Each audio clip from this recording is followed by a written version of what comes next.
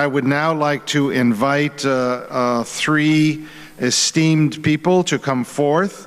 Professor Zdzislaw Mach, the Rector's Proxy for International Relations and head of the Center for and Eastern Studies for the UNESCO Chair for Education about the Holocaust at Jagiellonian University, who will address the aftermath of the Holocaust in Europe, followed by Professor Michael Berenbaum. Please also come forward, the director of the Siggy Ziering Institute and professor of Jewish Studies at American Jewish University, to address the Holocaust in context, and then a special honor to receive remarks and an address from Edward Mossberg, a Holocaust survivor, who's one of our honored guests here at the March of the Living. Please come forward, Edward Mossberg.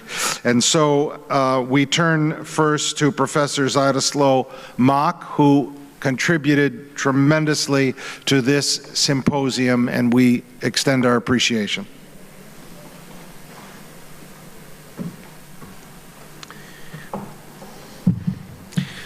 Well, thank you very much. It's not easy to speak after so many great speakers who address such essential issues, and also it's not very easy to speak so near the lunchtime. But so I would be brief. I'm not a historian, and I'm not a lawyer. I'm a sociologist and a European studies specialist, if I may say so. So for me, Holocaust is primarily the European matter and primarily the matter of the present. So I'll be sharing with you a few brief thoughts concerning the aftermath of the Holocaust within the European context. At present, European integration creates a new common European frame of reference in which memory and identity are constructed and reconstructed. Nations must rethink their past and their memory in this new frame, taking into account other interpretations, other voices, other memories, the memories and interpretations of other nations, other people. The Holocaust is, without any doubt, of course, as we all know, the most tragic experience in the European history. It belongs to Europe as a whole, and it's always been I've always been convinced that this is the way we should approach the Holocaust. That's why, in my modest way, I placed the Holocaust studies at this university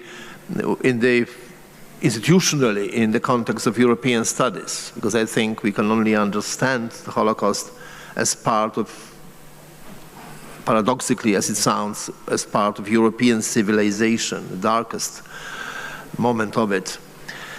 Holocaust belongs to Europe as a whole, as memory and as a warning, so that it would never happen again.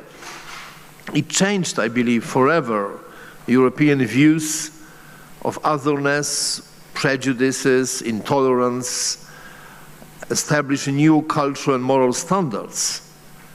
But this does not, unfortunately, mean that all that was dangerous that led to the Holocaust has disappeared. The monsters of prejudices, nationalisms, racial hatred, religious intolerance still do appear in Europe. Frustration generated by fear, unfulfilled aspirations, anomie, inadequate education for tolerance and pluralism lead to nationalistic radicalism and hatred, also in this country, but also elsewhere in Europe, as we all know. This is also why education about the Holocaust is so much needed, and that's I'm very glad that UNESCO decided to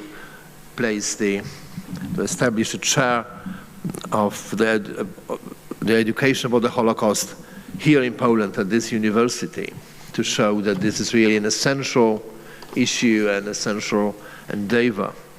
But everywhere in Europe, we have been witnessing different actions, different initiatives to rethink our memories, difficult memories, to confront tragic memories, and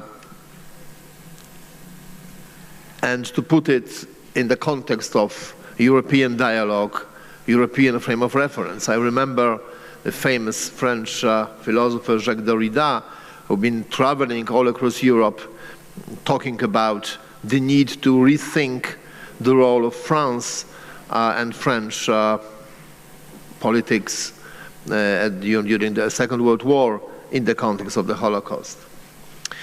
Two coinciding processes are developing in Europe at present. On the one hand, national memories and interpretations are struggling for recognition in the European frame of reference. Nations, and nations mainly, are trying to have their voices heard in Europe, to have their historical experience, their memory recognized. And Poland is one of those, that since we became member of the European Union, there have been a lot of initiatives in order to not only communicate our historical memories to the rest of Europe, but also to convince Europe that our experience is not only important to us, but it may enrich Europe. But at the same time, nations must adjust their memories to the common European frame of reference and European narrative.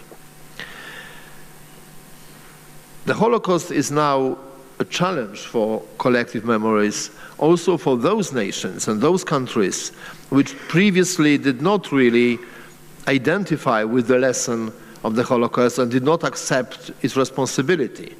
If you want to be European, you have to accept it. It's all very nice to be proud of the great achievements of European civilization, but it also means that you have to accept the dark side of it, the dark side of European history, European civilization, such as colonialism, and especially the Holocaust. This country, Poland, is a good example, and here I can speak both as a scholar, but also as a Pole. In its own Polish mythologized history, the Polish nation likes, especially in a more nationalistic version, likes to present itself as a great, indeed, ultimate sufferer, a victim of oppression. We like to think of ourselves as sufferers, as the greatest sufferers.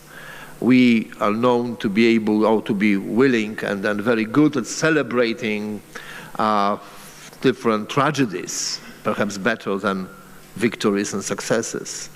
That's part of our national identity. One version of it, but quite popular. In some extreme version, Poles even think of themselves, or used to do it, as Jesus Christ of nation. This is why Poles find it very difficult to accept any guilt, any responsibility, any blame, any responsibility for other people's suffering, or even to recognize that others suffer more.